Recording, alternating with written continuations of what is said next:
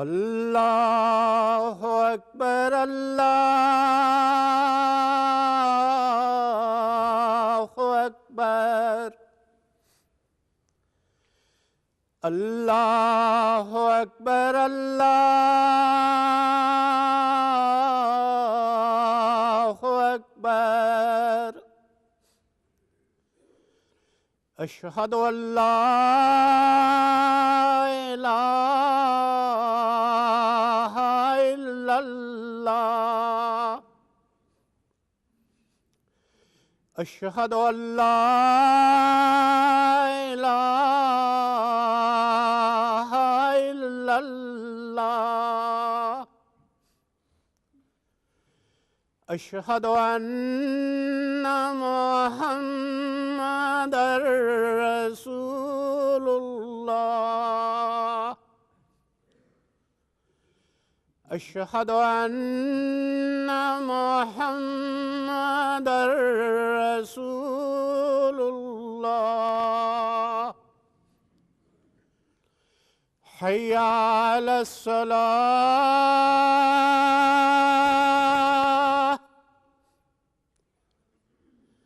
حی علی الصلاة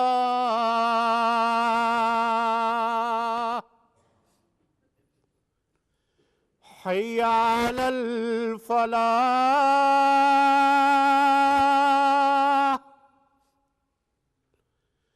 حی علی الفلاح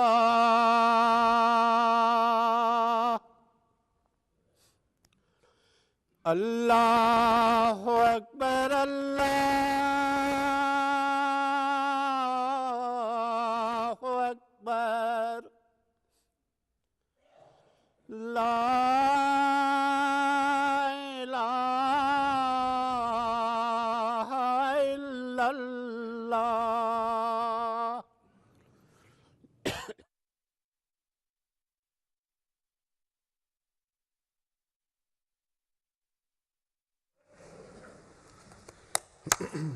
السلام علیکم ورحمۃ اللہ.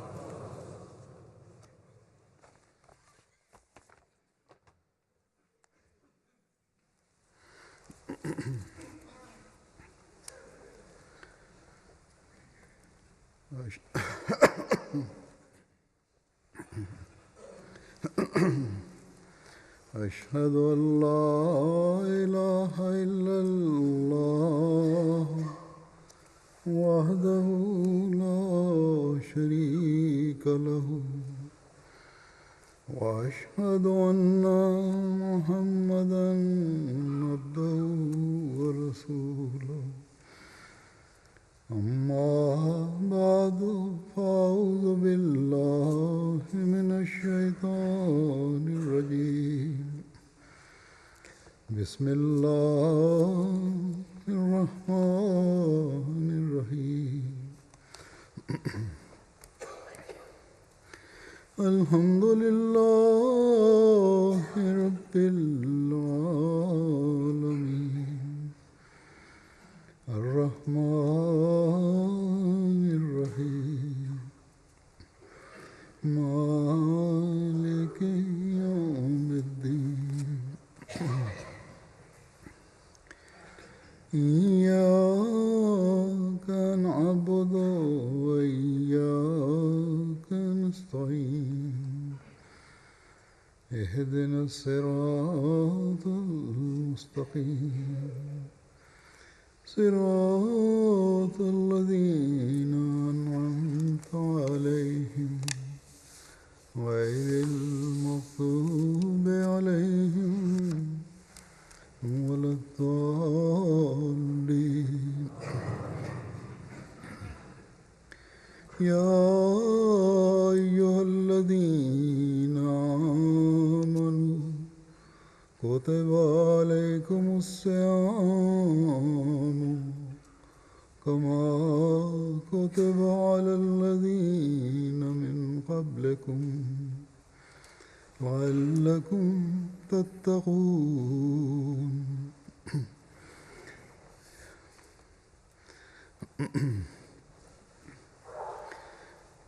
اے وہ لوگو جو ایمان لائے ہو، تم پر روزے اسی طرح فرض کر دیے گئے ہیں جس طرح تم سے پہلے لوگوں میں فرض کیے گئے تھے، تاکہ تم تقوی اختیار کرو۔ اس آیت میں اللہ تعالیٰ نے ایک ایسی بات کی طرف توجہ دلائی ہے جو ہماری دنیا و عاقبت سنوارنے والی ہے، اور وہ بات ہے، فرمایا لعلکم تتقون۔ بس روزوں کی فرضیت کی اس لیے اہمیت نہیں ہے کہ اسلام سے پہلے مذاہب میں بھی روزے مقرر کیے گئے تھے، بلکہ اہمیت اس بات کی ہے کہ تاکہ تم تقوی اختیار کرو، تاکہ تم برائیوں سے بچ جاؤ۔ روزہ کیا ہے؟ یہ خدا تعالیٰ کی رضا کی خاطر ایک مہینہ اپنے آپ کو ان جائز باتوں سے بھی روکنا ہے جن کی عام حالات میں اجازت ہے۔ بس جب اس مہینے میں انسان اللہ تعالیٰ کی رضا کی خاطر جائز باتوں سے روکنے کی کوشش کرتا ہے تو پھر یہ تو نہیں ہو سکتا کہ ناجائز باتوں اور برائیوں کو ایک انسان کرے۔ اگر کوئی اس روح کو سامنے رکھتے ہوئے روزے نہیں رکھتا کہ میں نے یہ دن اللہ تعالیٰ کی رضا کو مقدم رکھتے ہوئے گزارنے ہیں اور ہر اس بات سے بچنا ہے جس سے بچنے کا اللہ تعالیٰ نے حکم دیا ہے، اور ہر اس بات کو کرنا ہے جس کے کرنے کا اللہ تعالیٰ نے حکم دیا ہے، تو اگر یہ روح مد نظر نہیں، ہمارے سامنے ہر وقت نہیں، اور اس کے مطابق عمل کی کوشش نہیں، تو یہ روزے بے فائدہ ہیں۔ حضرت صلی اللہ علیہ وسلم نے فرمایا کہ خدا تعالیٰ کو تمہیں صرف بھوکا رکھنے کی کوئی ضرورت نہیں ہے۔ روزے کی اصل اور مقصد تو یہ ہے کہ تم تقوی میں ترقی کرو۔ ایک مہینہ تربیت کا مہیا کیا گیا ہے، اس میں اپنے تقوی کا معیار بڑھاؤ۔ یہ تقوی تمہارے نیکیوں کے معیار بھی بلند کرے گا، یہ تمہیں مستقل نیکیوں پر قائم بھی کرے گا، اور اللہ تعالیٰ کا قرب بھی دلائے گا، اور اسی طرح گزشتہ گناہ بھی معاف ہوں گے۔ حضرت صلی اللہ علیہ وسلم نے ایک موقع پر فرمایا کہ جس شخص نے رمضان کے روزے ایمان کی حالت میں رکھے اور اپنے نفس کا محاسبہ کرتے ہوئے رکھے، اس کے گزشتہ گناہ معاف کر دیے جائیں گے۔ بس جب گزشتہ گناہ معاف ہو جائیں اور پھر تقوی کو اختیار کر کے انسان اس پر قائم ہو جائے تو ایسا انسان یقیناً رمضان میں سے گزرنے کے مقصد میں کامیاب ہو گیا، بلکہ اس نے اپنی زندگی کا مقصد پا لیا ہے۔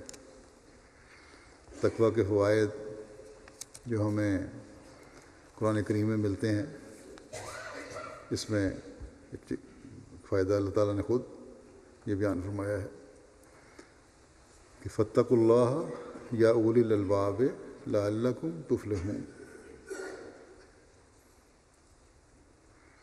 بس اے عقل مندو، اللہ کا تقوی اختیار کرو تاکہ تم فلاح پاؤ، بامراد ہو جاؤ۔ بس کون ہے جو کامیابی حاصل نہیں کرنا چاہتا؟ دنیا کی کامیابیاں تو یہی رہ جانی ہے۔ اصل کامیابی تو وہ ہے جو اس دنیا میں کامیابی ہے اور اگلے جان کی بھی کامیابی ہے، اور وہ اللہ تعالیٰ نے فرمایا کہ اگر تمہارے میں عقل ہے تو سن لو کہ وہ تقوی میں پر قائم ہونے سے ہی کامیابی ملے گی۔ آج جہاں دین کے نام پر نام نہاد علماء مسلمانوں سے ایسے کام کروا رہے ہیں جو اللہ تعالیٰ کی مرضی کے سراسر خلاف ہیں اور تقوی سے دور ہیں، وہاں احمدی خوش قسمت ہیں کہ انہیں زمانے کے امام اور آن حضرت صلی اللہ علیہ وسلم کے عاشق صادق کو ماننے کی توفیق ملی، جنہوں نے ہمیں اسلام کی تعلیم کی ہر باریکی سے آگاہ فرمایا ہے۔ تقوی کیا ہے اور تقوی کا حصول کن کن چیزوں سے ہوتا ہے، اور اپنی جماعت کے افراد سے اس بارے میں حضرت مسیح علیہ الصلوۃ والسلام کیا توقع رکھتے ہیں، ان باتوں کو جاننے اور سمجھنے کے لیے میں نے آج حضرت مسیح علیہ الصلوۃ والسلام کے بعض حوالے لیے ہیں جو اس وقت میں آپ کے سامنے رکھنا چاہتا ہوں۔ یہ وہ رہنما باتیں ہیں جو ہمیں ایمان میں بڑھاتے ہوئے ہمیں تقوی پر قائم کرتی ہیں، اور جس تربیت کے مہینے سے ہم تقوی کے حصول کے لیے گزر رہے ہیں ان کے لیے لائحہ عمل بھی مقرر کرتی ہیں۔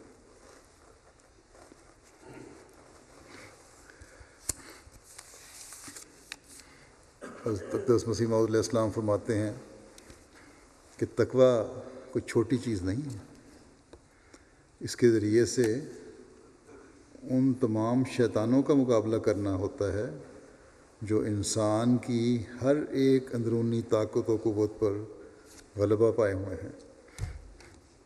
یہ تمام قوتیں نفس امارہ کی حالت میں انسان کے اندر شیطان ہیں، یعنی بدی کی طرف رغبت دلانے والی جو طاقتیں ہیں یا جو خیالات ہیں انسان کے اندر آتے بدی کی طرف جانے کے لیے اور نیکیوں سے روکنے کے لیے، یہ انسان کے اندر کا شیطان ہے۔ فرمایا کہ اگر اصلاح نہ پائیں گی یہ قوتیں، ان طاقتوں کو جو تمہارے اندر نفس امارہ کی صورت میں ہیں، جو شیطان کی شکل میں ہیں، اگر ان کی اصلاح نہیں کرو گے یا ایسی اصلاح نہیں پاتی تو یہ پھر کیا ہوگا نتیجہ کہ انسان کو غلام کر لیں گی۔ فرمایا کہ علم و عقل ہی برے طور پر استعمال ہو کر شیطان بن جاتے ہیں۔ علم ہے بڑی اچھی چیز ہے، عقل ہے انسان کی، انسان عقل مند ہو تو بڑے بڑے کام کرتا ہے، لیکن اگر یہ علم اور انسان کا عقل جس پہ انسان فخر کرنے لگ جائے، ان کو غلط کاموں کے لیے استعمال کرنے لگ جائے یا نیکیوں کے مقابلے پر کھڑا کر دے ان کو، تو یہ شیطان ہو جاتی ہیں۔ فرمایا کہ متقی کا کام ان کی اور ایسا ہی اور دیگر کل قوا کی تعدیل کرنا ہے۔ متقی کون ہے، اس کا کیا کام ہے ایسے موقع پر کہ یہ چیزیں جو ہیں علم ہے، عقل ہے یا دوسری چیزیں انسان کو جو اللہ تعالیٰ نے دی ہوئی ہیں، قوا دیے ہوئے ہیں، ان کو صحیح موقع پہ استعمال کرنا، یہ اصل کام ہے متقی کا۔ ورنہ اگر صحیح موقع پہ استعمال نہیں ہو رہی تو یہی چیزیں انسان کو نقصان پہنچا دیتی ہیں، اللہ تعالیٰ سے دور لے جاتی ہیں، شیطان کے قریب کر دیتی ہیں۔ پھر آپ فرماتے ہیں ایک جگہ کہ تقوی کا مضمون باریک ہے، اس کو حاصل کرو، خدا کی عظمت دل میں بٹھاؤ، جس کے اعمال میں کچھ بھی ریاکاری ہو خدا اس کے عمل کو واپس الٹا کر اس کے منہ پر مارتا ہے۔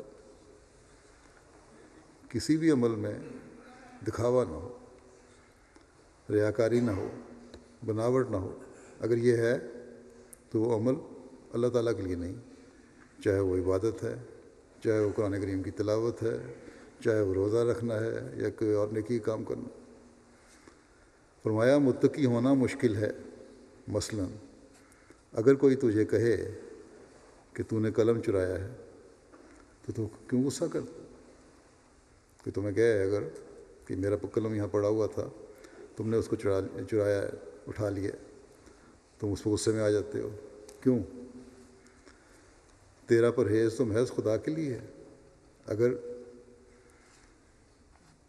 نیکی ہے، اگر تقوی ہے، تو پھر اس غصے سے بچنا تو خدا کے لیے ہونا چاہیے۔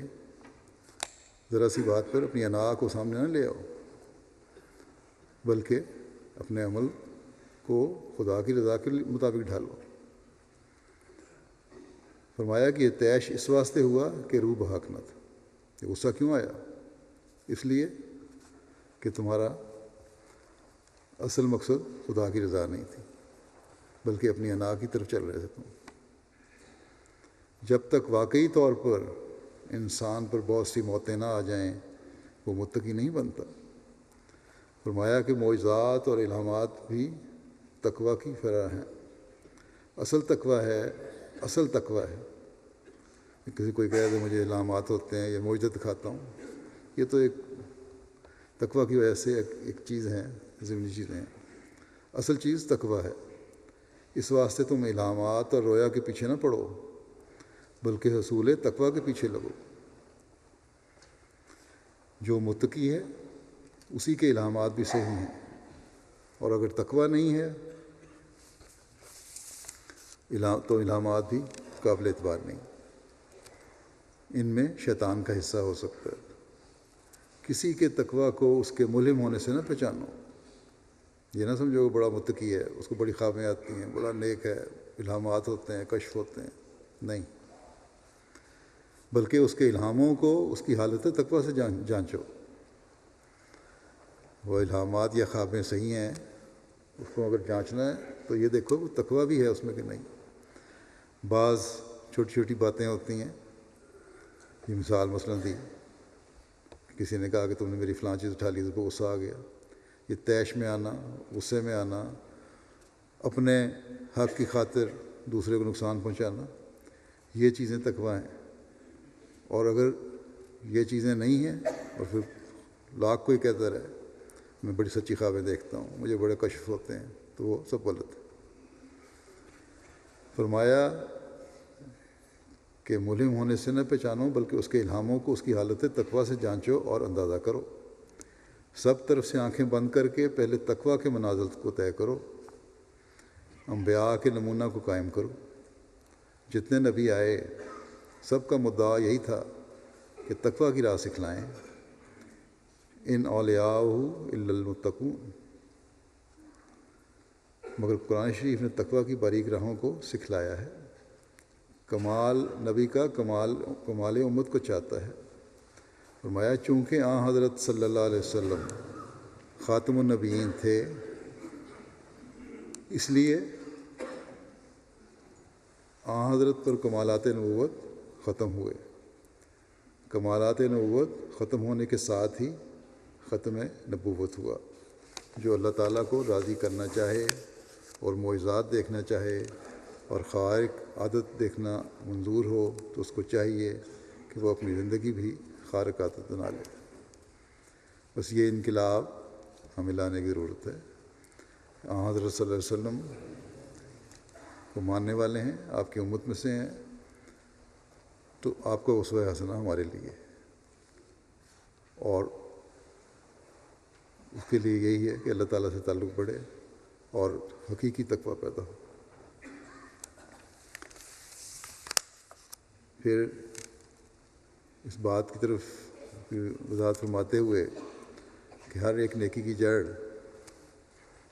تقوی ہے، فرمایا کہ تقوی اختیار کرو۔ تقوی ہر چیز کی جڑ ہے۔ تقوی کے معنی ہیں ہر ایک باریک در باریک رگے گناہ سے بچنا۔ تقوی اس کو کہتے ہیں کہ جس عمر میں بدی کا شبہ بھی ہو اس سے بھی کنارہ کرے۔ یہ نہیں کہ ظاہری بدی ظاہر ہو رہی ہے، بلکہ اگر شک بھی ہے کہ اس میں بدی ہو سکتی ہے اس سے بچو۔ فرمایا دل کی مثال ایک بڑی نہر کی سی ہے جس میں سے اور چھوٹی چھوٹی نہریں نکلتی ہیں، جن کو سوا یا راج بہا کہتے ہیں۔ پنجاب میں، ہندوستان میں، پاکستان میں چھوٹی نہریں جو ہیں ان کو سوا یا راجبا کہتے ہیں ان کی مقامی زبان میں۔ فرمایا کہ دل کی نہر میں سے بھی چھوٹی چھوٹی نہریں نکلتی ہیں، مثلا زبان وغیرہ، زبان ہے، ہاتھ ہیں، دوسرے سارے کام جو ہیں جو دل کے پر اثر ہوتا ہے ان کا، یا فرمایا کہ دل سے بھی چھوٹی چھوٹی، دل کی نہر میں سے بھی چھوٹی چھوٹی نہریں نکلتی ہیں، مثلا زبان وغیرہ۔ اگر چھوٹی نہر یا سوئے کا پانی خراب ہو اور گندا اور میلا ہو تو قیاس کیا جاتا ہے کہ بڑی نہر کا پانی بھی خراب ہے۔ بس اگر کسی کو دیکھو کہ اس کی زبان یا دست و پا وغیرہ میں سے کوئی عضو پاک ہے تو سمجھو کہ اس کا دل بھی ایسا ہی۔ اگر کسی کی زبان گندی ہے، روزہ رکھنے کے باوجود لڑائی جھگڑوں اور گالم گلوچ سے باز نہیں آتا، یا اس کے ہاتھوں سے غلط کام ہو رہے ہیں، تو سمجھ لو کہ اس کا دل بھی صاف نہیں اور یہ تقویٰ سے دور ہے۔ پھر اس طرح توجہ دلاتے ہوئے کہ اپنی زندگی غربت اور مسکینی میں بسر کرنی چاہیے، آپ فرماتے ہیں کہ اہل تقویٰ کے لیے شرط ہے کہ وہ اپنی زندگی غربت اور مسکینی میں بسر کریں۔ یہ تقویٰ کی ایک شاخ ہے جس کے ذریعے سے ہمیں ناجائز غضب کا مقابلہ کرنا ہے، بلا وجہ کا غصہ جو ہے اس کا مقابلہ کرنا ہے۔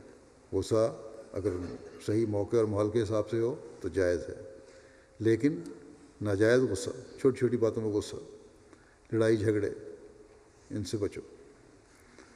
فرمایا کہ بڑے بڑے عارف اور صدیقوں کے لیے آخری اور کڑی منزل غضب سے بچنا ہی ہے۔ سب سے بڑا مشکل کام جو ہے غضب سے بچنا، غصے سے بچنا، اپنے جذبات کو کنٹرول کرنا۔ فرمایا عجب و پندار غضب سے پیدا ہوتے ہیں، یعنی تکبر اور غرور جو ہیں وہ غصے میں سے پیدا ہوتے ہیں، اور ایسا ہی کبھی خود غضب عجب و پندار کے نتیجہ ہوتا ہے، اور غصہ بھی اس لیے آتا ہے کہ انسان میں تکبر پایا جاتا ہے، غرور ہے، اپنے آپ کو کچھ سمجھتا ہے، عاجزی نہیں ہے، مسکینی نہیں ہے، اس لیے غصے کی حالت پیدا ہوتی ہے۔ اور یہ غصہ ہی ہے آج کل دنیا میں ہر جگہ، مقامی گھروں سے لے کے بڑی سطح تک ہر جگہ فساد پیدا کیا ہوا اس نے۔ فرمایا کہ کیونکہ غضب اس وقت ہوگا جب انسان اپنے نفس کو دوسرے پر ترجیح دیتا ہے۔ میں نہیں چاہتا، فرمایا کہ میں نہیں چاہتا کہ میری جماعت والے آپس میں ایک دوسرے کو چھوٹا یا بڑا سمجھیں، یا ایک دوسرے پر غرور کریں، یا نظر استخفاف سے دیکھیں۔ خدا جانتا ہے کہ بڑا کون ہے یا چھوٹا کون ہے۔ یہ ایک قسم کی تحقیر ہے جس کے اندر حقارت ہے۔ ڈر ہے کہ یہ حقارت بیج کی طرح بڑھے اور اس کی ہلاکت کا باعث ہو جائے۔ اگر کسی کو حقیر سمجھتے ہو، چھوٹا سمجھتے ہو، کمتر سمجھتے ہو، کسی قسم کا استہزاء کرتے ہو، کسی کو کم نظر سے دیکھتے ہو، تو یہ چیزیں حقارت کے زمرے میں آتی ہیں، اور یہ حقارت کا بیج اگر دل میں قائم ہو جائے تو بڑھتی ہے، اور نتیجہ کیا نکلتا ہے کہ انسان کو ہلاک کر دیتی ہے۔ فرمایا اس سے بچو۔ فرمایا کہ بعض آدمی بڑوں کو مل کر بڑے ادب سے پیش آتے ہیں، لیکن بڑا وہ ہے جو مسکین کی بات کو مسکینی سے سنے، اس کی دلجوئی کرے، اس کی بات کی عزت کرے، کوئی چڑ کی بات منہ پر نہ لاوے کہ جس سے دکھ پہنچے۔ خدا تعالیٰ فرماتا ہے وَلَا تَنَابَزُوا بِالْأَلْقَابِ بِئْسَ الِاسْمُ الْفُسُوقُ بَعْدَ الْإِیمَانِ وَمَن لَّمْ يَتُبْ فَأُولَٰئِکَ هُمُ الظَّالِمُونَ۔ فرمایا کہ تم ایک دوسرے کا چڑ کے نام نہ لو، یہ فعل فساق و فجار کا ہے، کہ یعنی اس طرح چڑ کے نام لینا کسی کا، یہ فعل کس کا ہے؟ کون لوگ یہ کام کرتے ہیں؟ جو دین سے دور ہٹے ہوئے ہیں، جو صحیح راستے سے ہٹے ہوئے ہیں۔ فاجر کون ہے؟ صحیح راستے سے ہٹنے والا، جھوٹا، گناہ گار، بد اخلاق، اطاعت سے باہر نکلا ہوا، ایسے لوگ جو ہیں یہ فاجر کہلاتے ہیں۔ فرمایا یہ فعل فسق و فجار کا ہے۔ جو شخص کسی کو چڑھاتا ہے وہ نہ مرے گا جب تک وہ خود اسی طرح مبتلا نہ ہوگا۔ اپنے بھائیوں کو حقیر نہ سمجھو۔ جب ایک ہی چشمے سے کل پانی پیتے ہو تو کون جانتا ہے کہ کس کی قسمت میں زیادہ پانی پینا ہے۔ مکرم و معظم کوئی دنیاوی اصولوں سے نہیں ہو سکتا۔ خدا تعالیٰ کے نزدیک بڑا وہ ہے جو متقی ہے۔ انا اکرمکم عند اللہ اتقاکم ان اللہ علیم خبیر۔ پھر اس بات کو فرماتے ہوئے کہ متقی کون ہے، آپ فرماتے ہیں کہ خدا کے کلام سے پایا جاتا ہے کہ متقی وہ ہوتے ہیں جو حلیمی اور مسکینی سے چلتے ہیں۔ وہ مغرورانہ گفتگو نہیں کرتے۔ ان کی گفتگو ایسی ہوتی ہے جیسا چھوٹا بڑے سے گفتگو کرے۔ متقی کون ہے؟ ہر ایک سے اس طرح گفتگو کرتے ہیں جس طرح ایک چھوٹا شخص، بچہ بڑے سے بات کرتا ہے یا غریب امیر سے بات کرتا ہے، اس طرح گفتگو کرتے ہیں۔ باوجود امیر ہونے کے، باوجود بڑے ہونے کے، ان میں یہ صفت پائی جاتی ہے کہ وہ انتہائی عاجزی سے بات کرتے ہیں۔ فرمایا کہ ہم کو ہر حال میں وہ کرنا چاہیے جس سے ہماری فلاح ہو۔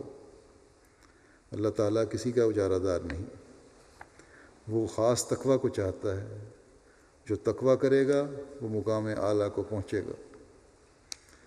حضرت صلی اللہ علیہ وسلم یا حضرت ابراہیم علیہ السلام میں سے کسی نے وراثت سے تو عزت نہیں پائی۔ گو ہمارا ایمان ہے، آپ فرماتے ہیں گو ہمارا ایمان ہے کہ حضرت صلی اللہ علیہ وسلم کے والد ماجد عبداللہ مشرک نہ تھے، لیکن اس نے نبوت تو نہیں دی۔ یہ تو فضل الہی تھا، ان صدقوں کے باعث جو ان کی فطرت میں تھے، یہی فضل کے محرک تھے۔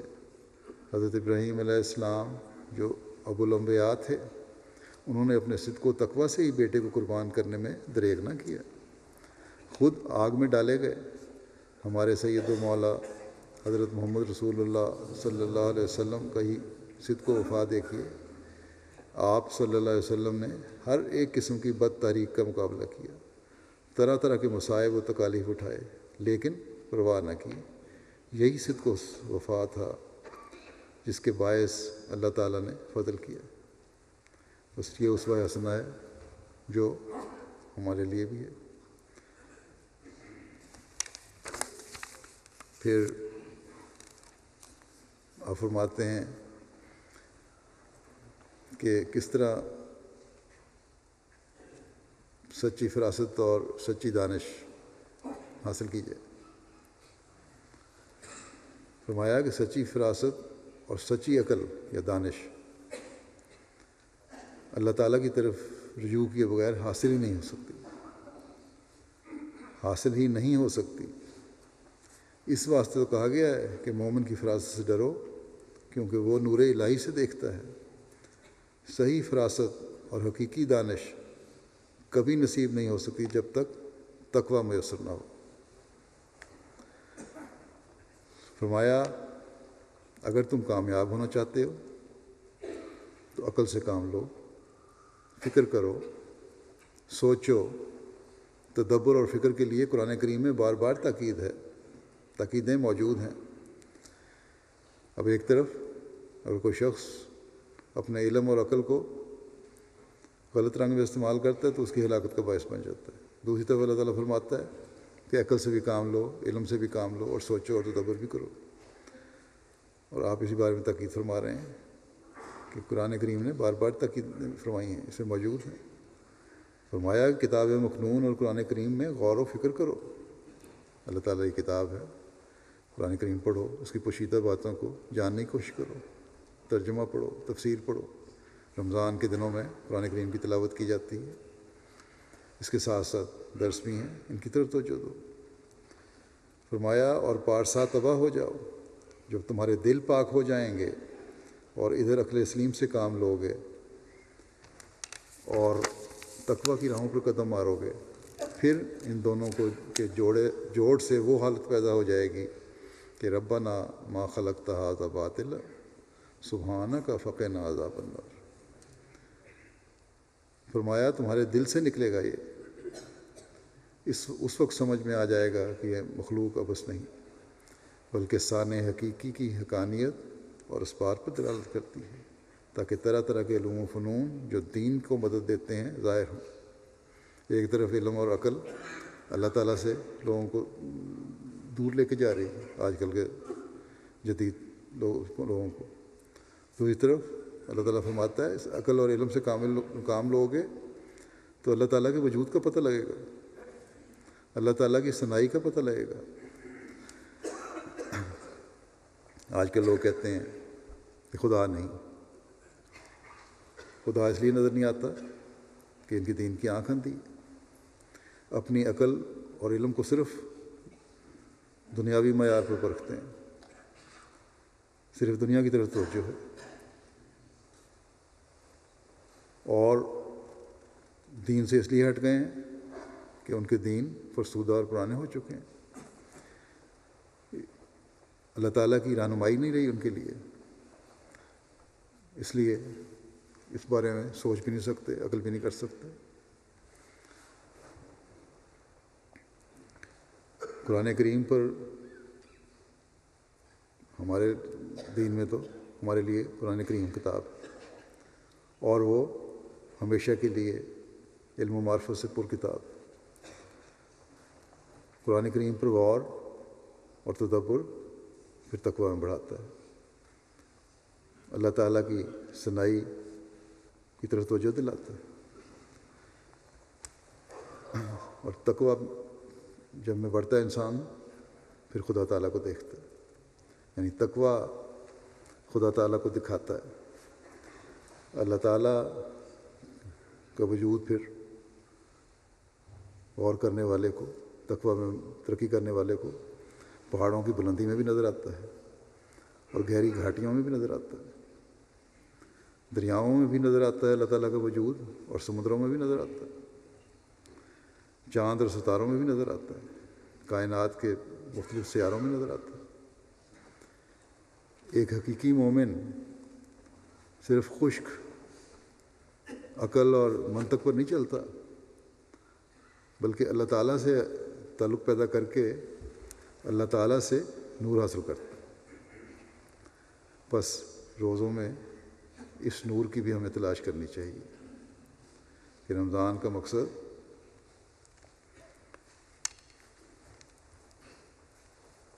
مادی چیزوں میں کمی کر کے، ظاہری غذا کو کم کر کے روحانی چیزوں کی تلاش ہے، اور اس میں بھی ہمیں بڑھنے کی کوشش کرنی چاہیے۔ اور اس کے لیے حضرت مسیح موعود علیہ السلام نے فرمایا کہ تزکیہ نفس کی کوشش کرے، ہر انسان اپنے نفس کو پاک کرنے کی کوشش کرے، اور اپنے قوا اور طاقتوں کو پاکیزہ کرنے کی کوشش کرے۔ اگر صحیح استعمال کرنا ہے اپنے قوا اور طاقتوں کا تو حضرت نے فرمایا کہ ان کی تطہیر کرو، ان کو پاک صاف کرو، اور یہی وہ تقویٰ ہے جو اللہ تعالیٰ ہم سے چاہتا ہے۔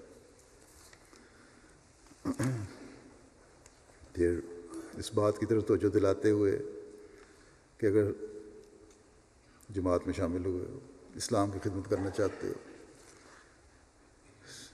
تو پھر پہلے خود تقویٰ اور طہارت اختیار کرو۔ اسلام کی خدمت صرف باتوں سے نہیں ہوگی، بلکہ ہمیں تقویٰ اور طہارت اختیار کرنی پڑے گی۔ آپ فرماتے ہیں کہ اب میں پھر یہ توجہ دلاتا ہوں، جو یہ مضمون چل رہا ہے اس کی طرف توجہ دلاتے ہیں، آپ نے کہا پہلے مقصد کی طرف رجوع کرتا ہوں، یعنی صابر و رابط۔ جس طرح دشمن کے مقابلے پر سرحد پر گھوڑا ہونا ضروری ہوتا ہے تاکہ دشمن ہاتھ سے نہ نکلنے پاوے، اسی طرح تم بھی تیار رہو۔ صابر و رابط کی تشریح کرتے فرماتے ہیں سرحدوں پر گھوڑے کھڑے کیے جاتے ہیں، دشمن سے بچاؤ کے لیے فوج کھڑی کی جاتی ہے تاکہ دشمن تمہاری سرحدوں میں داخل نہ ہو۔ فرمایا اسی طرح تم بھی تیار رہو فوجیوں کی طرح، ایسا نہ ہو کہ دشمن سرحد سے نکل کر اسلام کو صدمہ پہنچائے۔ فرمایا کہ میں پہلے بھی بیان کر چکا ہوں کہ اگر تم اسلام کی حمایت اور خدمت کرنا چاہتے ہو تو پہلے خود تقوی اور طہارت اختیار کرو، جس سے خود تم خدا تعالیٰ کی پناہ کے حصن حسین میں آ سکو گے، اللہ تعالیٰ کی پناہ کے مضبوط قلعے میں آ سکو گے، اور پھر تم اس خدمت کا شرف اور استحقاق حاصل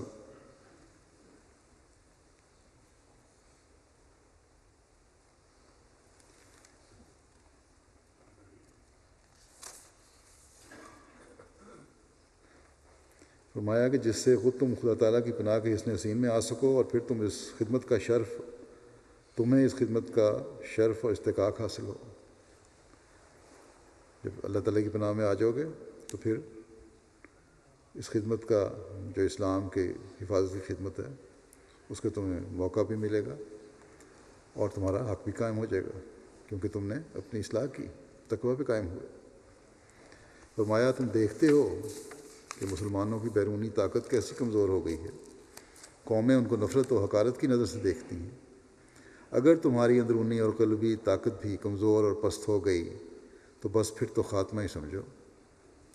تم اپنے نفسوں کو ایسے پاک کرو کہ قدسی قوت ان میں سرایت کرے اور وہ سرحد کے گھوڑوں کی طرح مضبوط اور محافظ ہو جائیں۔ اللہ تعالیٰ کا فضل ہمیشہ متقیوں اور راست بازوں ہی کے شامل حال ہوا کرتا ہے۔ اپنے اخلاق اور اطوار ایسے نہ بناؤ جن سے اسلام کو داغ لگ جاوے۔ بدکاروں اور اسلام کی تعلیم پر عمل نہ کرنے والے مسلمانوں سے اسلام کو داغ لگتا ہے۔ کوئی مسلمان شراب پی لیتا ہے تو کہیں کہہ کرتا پھرتا ہے، پگڑی گلے میں ہوتی ہے، موریوں اور گندی نالیوں میں گرتا پھرتا ہے، پولیس کے جوتے پڑتے ہیں، ہندو اور عیسائی اس پر ہنستے ہیں۔ اس کا ایسا خلاف شرع فعل اس کی ہی تضحیق کا موجب نہیں ہوتا، بلکہ در پردہ اس کا اثر نفس اسلام پر پہنچتا ہے۔ اسلام بدنام ہو رہا ہے۔ اب آج کل ایک چاہے محدود گروپ ہی ہے، بعض دہشت گرد ہیں یا غلط کام کرنے والے، انہوں نے یہ نہیں کوئی کہتا ہے کہ وہ چند آدمی ہیں یا چند گروپ ہیں، اسلام کو بدنام کیا جاتا ہے، اسلام پر الزام لگایا جاتا ہے کہ اسلام کی ایسی تعلیم ہے۔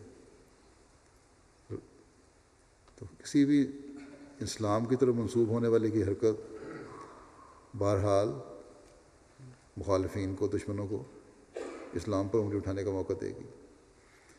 فرمایا کہ مجھے ایسی خبریں یا جیل خانوں کی رپورٹیں پڑھ کر سخت رنج ہوتا ہے جب میں دیکھتا ہوں کہ اس قدر مسلمان بدعملیوں کی وجہ سے مورد عتاب ہوئے۔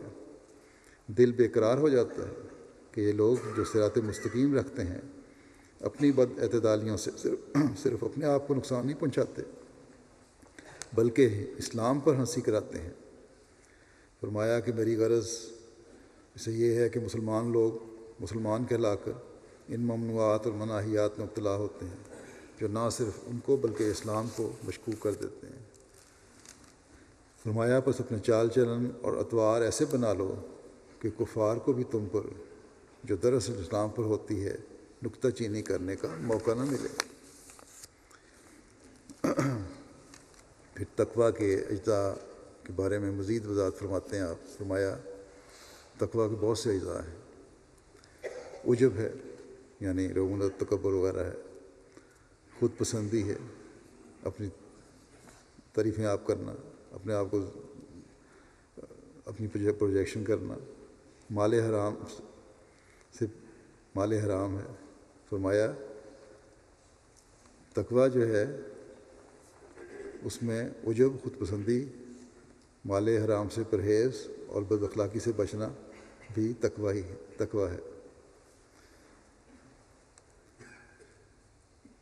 غرور و تکبر، خود پسندی، مال حرام کھانے سے بچنا اور بد اخلاقی سے بچنا، یہ سب تقویٰ ہے۔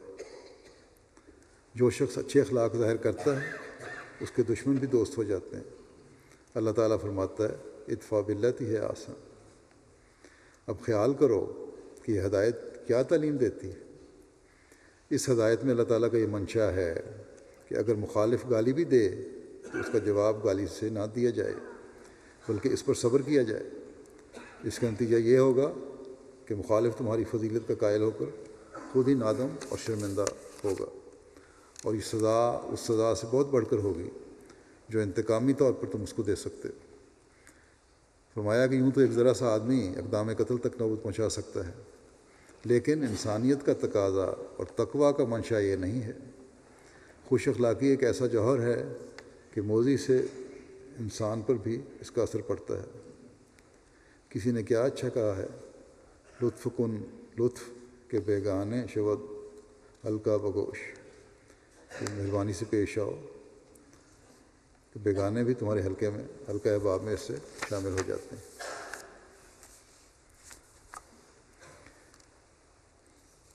پھر اس بات کی طرف توجہ دلاتے ہوئے کہ انسان کو نیک بختی اور تقویٰ کی طرف توجہ کرنی چاہیے، آپ فرماتے ہیں کہ اصل بات جو قابل غور ہے وہ یہ ہے کہ انسان کو نیک بختی اور تقویٰ کی طرف توجہ کرنی چاہیے اور سعادت کی راہیں اختیار کرنی چاہیے، تب ہی کچھ بنتا ہے۔ ان اللہ لا یغیر ما بقوم حتی یغیروا ما بانفسہم، خدا تعالیٰ کسی قوم کی حالت نہیں بدلتا جب تک کہ خود وہ اپنی حالت کو تبدیل نہ کرے۔ خواہ مخواہ کے ظن فاسد کرنے اور بات کو انتہا تک پہنچانا بالکل بیہودہ امر ہے۔ سب سے ضروری بات یہ ہے کہ لوگوں کو چاہیے کہ خدا تعالیٰ کی طرف رجوع کریں، نمازیں پڑھیں، زکوٰۃ دیں، اتلاف حقوق اور بدکاریوں سے باز آئیں، دوسروں کے حق مارنے سے اور غلط کام کرنے سے، گندے کام کرنے سے، بدکاریاں کرنے سے باز آئیں۔ فرمایا کہ یہ امر بخوبی ثابت ہے کہ بعض وقت جب صرف ایک شخص ہی بدکاری کا ارتکاب کرتا ہے تو سارے گھر اور سارے شہر کی ہلاکت کا موجب ہو جاتی ہے۔ بس بدیوں کو چھوڑ دو کہ وہ ہلاکت کا موجب ہیں۔ اگر تمہارا ہمسایہ بدگمانی کرتا ہے تو اس کی بدگمانی رفع کرنے کی کوشش کرو اور اسے سمجھاؤ۔ انسان کہاں تک غفلت کرتا جائے گا؟ فرمایا کہ حدیث شریف میں آیا ہے کہ مصیبت کے وارد ہونے سے پہلے جو دعا کی جائے وہ قبول ہوتی ہے، کیونکہ خوف و خطر میں مبتلا ہونے کے وقت تو ہر شخص دعا اور رجوع اللہ کر سکتا ہے۔ فرمایا کہ سعادت مندی یہی ہے کہ امن کے وقت دعا کی جائے، بس اس طرف ہمیں توجہ دینی چاہیے۔ پھر اب بیان فرماتے ہیں کہ اصل بات یہ ہے کہ تقویٰ کا رعب دوسروں پر بھی پڑتا ہے اور خدا تعالیٰ متقیوں کو ضائع نہیں کرتا۔ فرمایا کہ میں نے ایک کتاب میں پڑھا ہے کہ حضرت سید عبد القادر صاحب جیلانی رحمۃ اللہ علیہ جو بڑے اکابر میں سے ہوئے ہیں، ان کا نفس بڑا مطہر تھا۔ ایک بار انہوں نے اپنی والدہ سے کہا کہ میرا دل دنیا سے برداشتہ ہے، میں چاہتا ہوں کہ کوئی پیشوا تلاش کروں جو مجھے سکینت اور اطمینان کی راہیں دکھلائے۔ والدہ نے جب دیکھا کہ یہ اب ہمارے کام کا نہیں رہا تو ان کی بات کو مان لیا اور کہا کہ اچھا میں تجھے رخصت کرتی ہوں۔ یہ کہہ کر اندر گئی اور 80 مہریں جو اس نے جمع کی ہوئی تھیں اٹھا لائی اور کہا کہ ان مہروں سے حصہ شرعی کے موافق 40 مہریں تیری ہیں، یعنی اشرفیاں، اور 40 تیرے بڑے بھائی کی، اس لیے 40 مہریں تجھے بحصہ رسدی دیتی ہوں۔ یہ کہہ کر وہ 40 مہریں ان کی بغل کے نیچے پیراہن میں سی دیں، قمیض کے اندر جو لباس پہنا ہوتا اس کے نیچے سی دیں، اور کہا کہ امن کی جگہ پہنچ کر نکال لینا اور عند ضرورت اپنے صرف میں لانا۔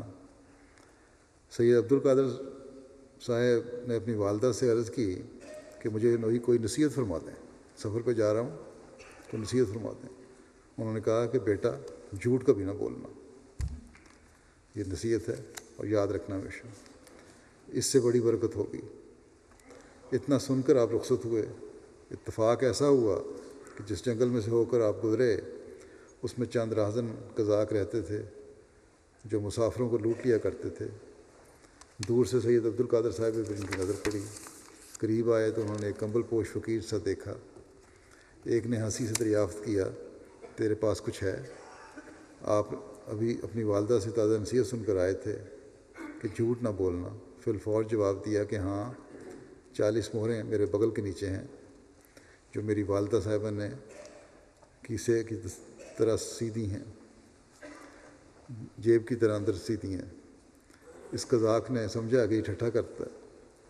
دوسرے قذاق نے جب پوچھا تو اس کو بھی یہی جواب دیا۔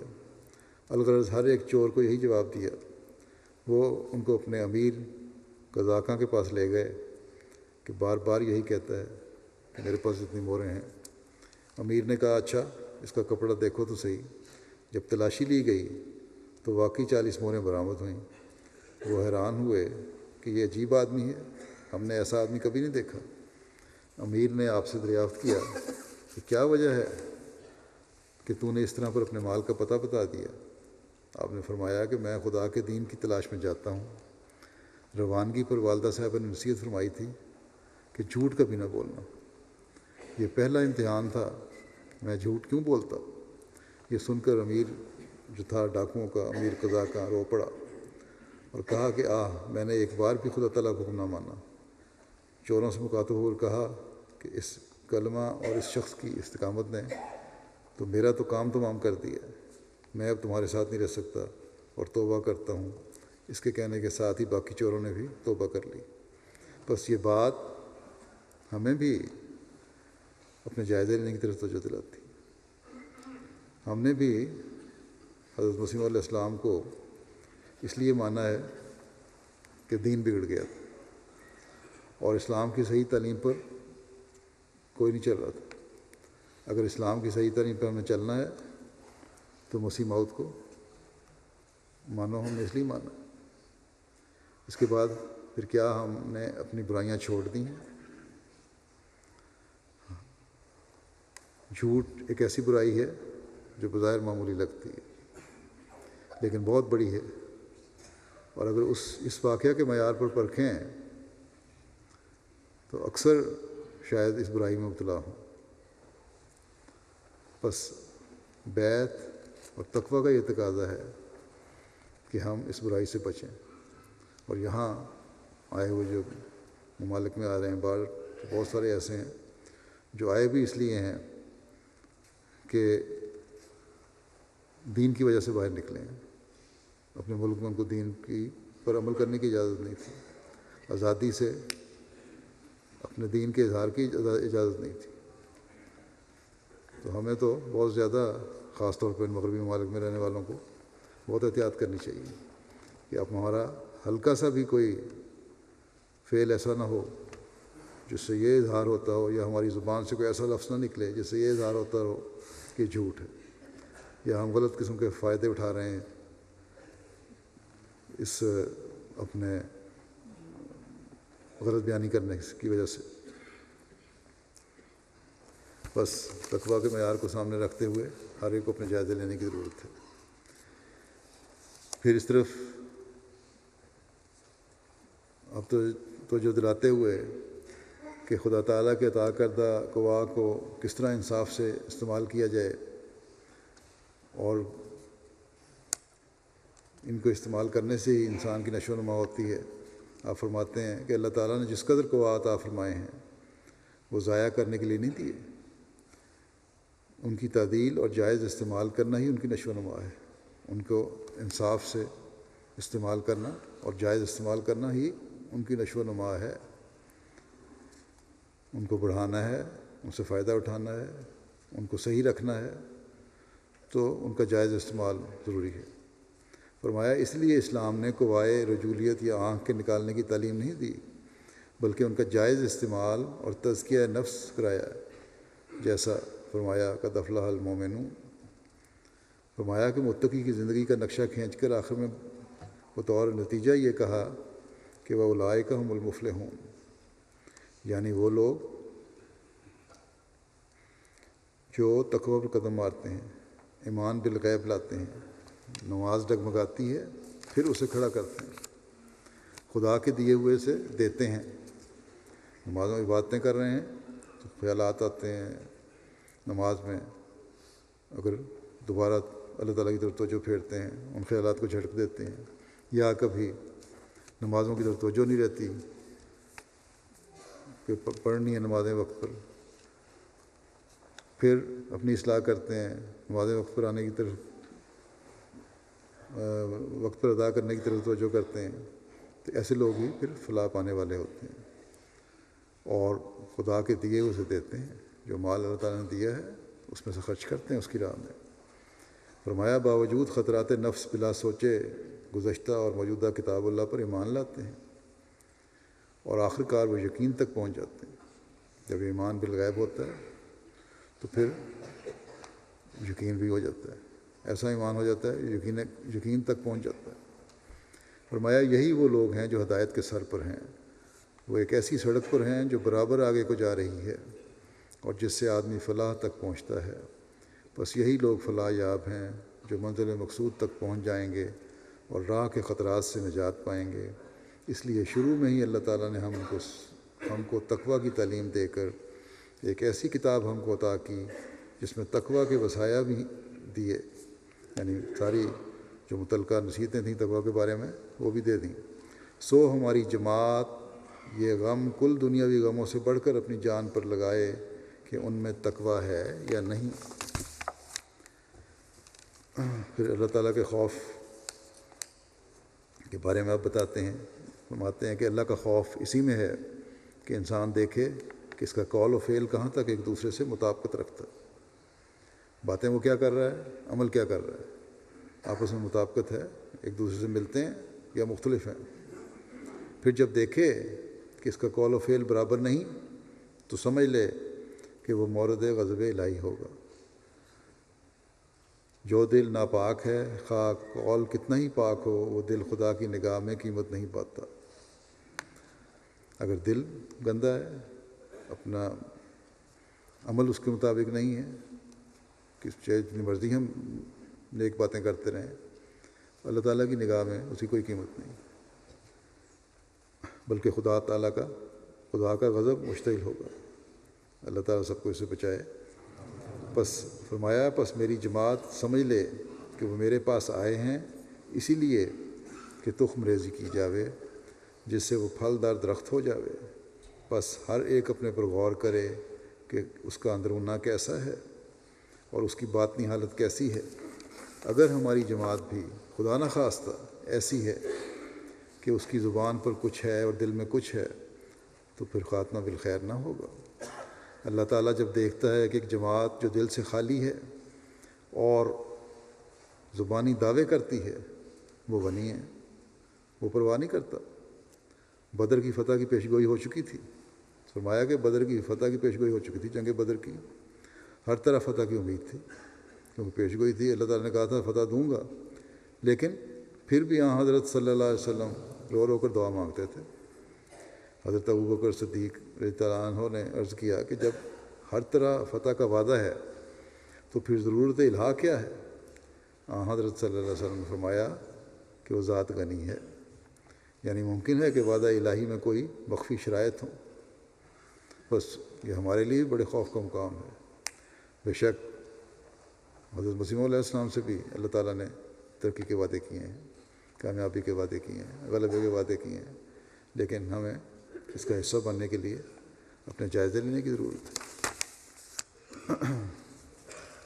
پھر آپ فرماتے ہیں کہ ہماری جماعت کے لیے خاص کر تقویٰ کی ضرورت ہے، خصوصاً اس خیال سے بھی کہ وہ ایک ایسے شخص سے تعلق رکھتے ہیں اور اس کے سلسلہ بیعت میں ہیں جس کا دعویٰ معموریت کا ہے، تا وہ لوگ جو خواہ کسی قسم کے بغضوں، کینوں یا شرکوں میں مبتلا تھے یا کیسے ہی روب دنیا تھے ان تمام آفات سے نجات پاویں۔ پرانی بیماریاں تھیں لیکن اب ایسے شخص سے منسوب ہو گئے ہیں جو اس کا معمولیت کا دعویٰ ہے۔ اب جب اس کی طرح منسوب ہو گئے تو اس لیے منسوب ہوئے تاکہ ان چیزوں سے اور مصیبتوں سے نجات پائیں۔ آپ فرماتے ہیں آپ جانتے ہیں کہ اگر کوئی بیمار ہو جاوے، خواہ اس کی بیماری چھوٹی ہو یا بڑی، اگر اس بیماری کے لیے دوا نہ کی جاوے اور علاج کے لیے دکھ نہ اٹھایا جاوے، بیمار اچھا نہیں ہو سکتا۔ ایک سیاہ داغ منہ پر نکل کر ایک بڑا فکر پیدا کر دیتا کہ کہیں یہ داغ بڑھتا بڑھتا کل منہ کو کالا نہ کر دے۔ اسی طرح معصیت کا بھی ایک داغ ہے، گناہ کا بھی ایک داغ ہے، ایک سیاہ داغ دل پر ہوتا ہے، اپنی کمزوری اور گناہ کا ایک سیاہ داغ دل پر ہوتا ہے۔ فرمایا کہ صغائر سہل انگاری سے کبائر ہو جاتے ہیں۔ اگر چھوٹی چھوٹی غلطیاں ہیں، گناہ ہیں، انسان سمجھتا ہے چھوٹی چھوٹی باتیں ہیں، کوئی پرواہ نہیں کی، سستی دکھائی ان کو ٹھیک کرنے کے بارے میں، پوری طرح عمل نہ کیا اللہ تعالیٰ کے حکموں پر، اور اللہ تعالیٰ کا تقوی اختیار نہ کیا ان سے بچنے کے لیے، تو یہ سستیاں جو کیا ہوگا، یہ پھر بڑے گناہ بن جاتے ہیں۔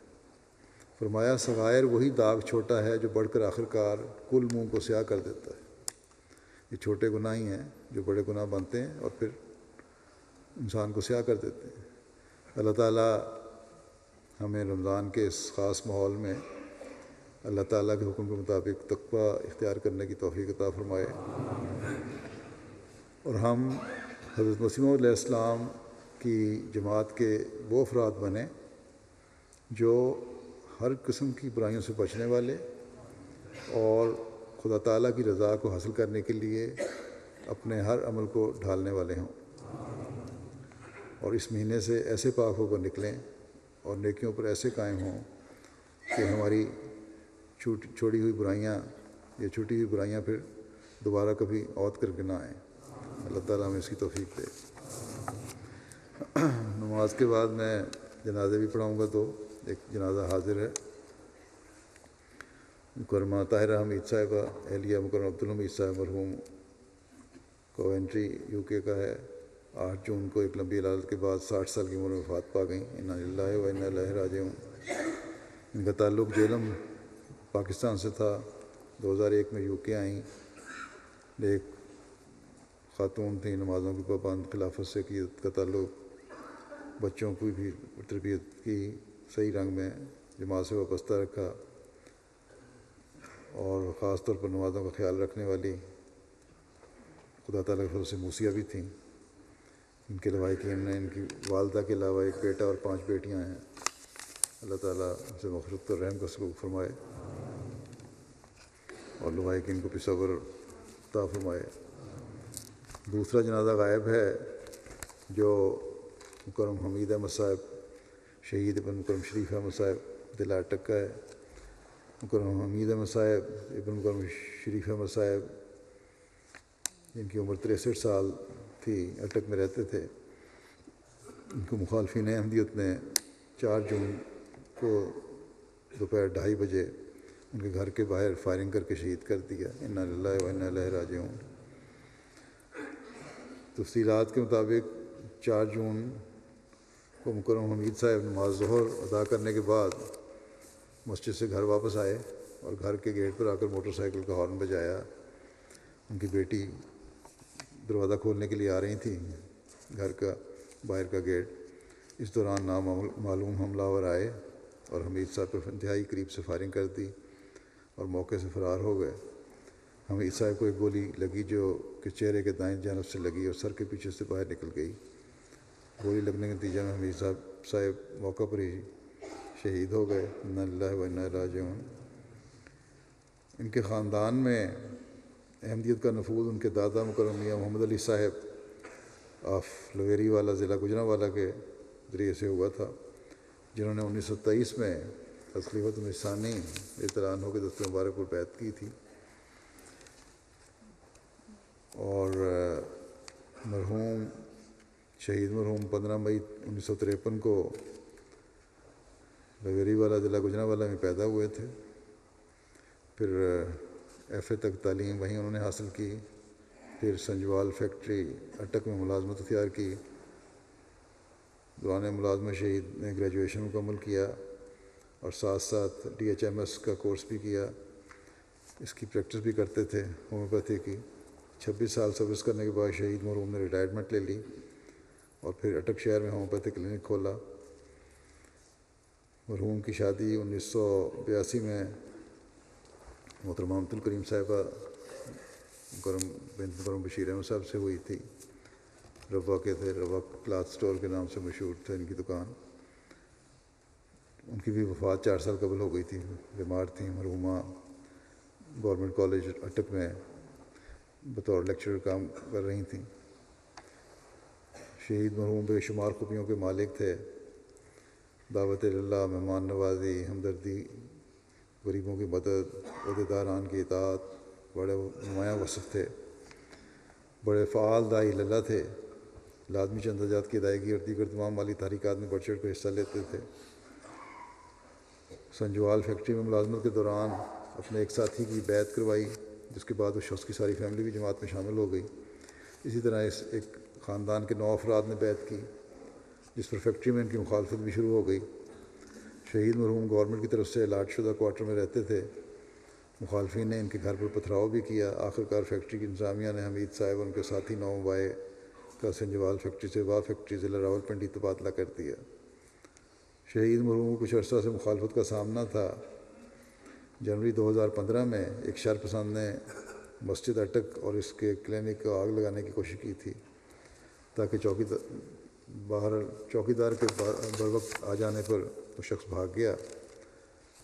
اس واقعے کے 2 روز بعد اس شرپسند نے دوبارہ ان کے کلینک کو آگ لگانے کی کوشش کی اور موقع پر پکڑا گیا، بعد پولیس کے حوالے کر دیا گیا۔ ان کے بیٹے نوید احمد صاحب یہاں ہیں، جا نہیں سکے والد کے جنازے پہ۔ کہتے ہیں کہ میرے والد خلافت کے اطاعت کرنے والے انسان تھے، بڑے دلیر انسان تھے، دعوت اللہ کرنے والے تھے، 5 وقتہ نمازوں کی خود بھی پڑھتے تھے، ہمیں بھی تلقین کرتے تھے، قرآن کریم کی تلاوت روزانہ کرتے، اس کی تلقین کرتے، اور یہاں بھی کئی دفعہ جلسے پر آ چکے تھے، اور ہمیشہ یہ کوشش ہوتی تھی کہ مسجد فضل میں آ کے اپنی نمازیں باجماعت ادا کریں۔ ان کی چھوٹی بیٹی سلمان عزت کہتی ہیں کہ والد صاحب دین کو دنیا پر مقدم رکھنے والے تھے اور ہر طریق پر لبیک کہتے تھے۔ شہادت سے تقریباً ہفتہ پہلے یہی کہتے تھے کہ بیٹی زندگی کا کوئی بھروسہ نہیں ہے، اور پھر اسی ساتھ ہی نیکیوں کی تلقین بھی کیا کرتے تھے۔ اور ایک یہ تھی، ایک بیٹی ان کی فساد حمید صاحب ہیں، وہ کہتی ہیں کہ جمعہ کوئی خطبہ جو یہاں سے لائیو آ جاتا تھا، اس کی ریکارڈنگ کر کے، آڈیو ریکارڈنگ کر کے واٹس ایپ پر پھر دوستوں کو بھجوایا کرتے تھے۔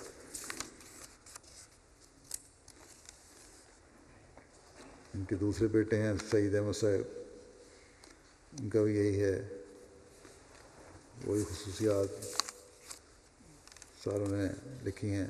انتہائی نیک اور نیکیوں کی تلقین کرنے والے، جرأت مند اور دعوت اللہ کرنے والے تھے۔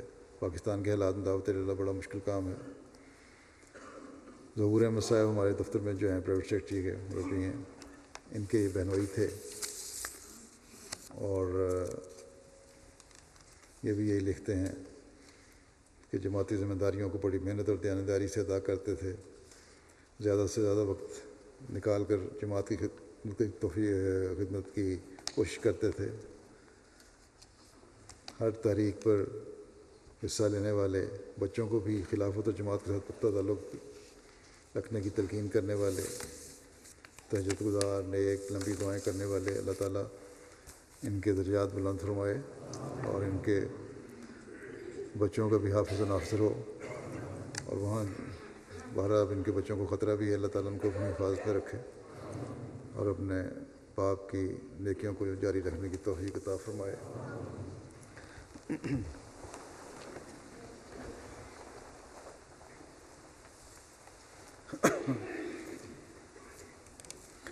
الحمد للہ نحمده ونستعینه ونستغفره ونؤمن به ونتوکل علیہ ونعوذ باللہ من شرور انفسنا ومن سیئات اعمالنا من يهده الله فلا مضل له ومن يضلل فلا هادي له ونشهد أن لا إله إلا الله ونشهد أن محمدا عبده ورسوله عباد الله رحمكم الله إن الله يأمر بالعدل والإحسان وإيتاء ذي القربى وينهى عن الفحشاء يعظكم لعلكم تذكرون اذكروا الله يذكركم وادعوه يستجب لكم ولذكر الله أكبر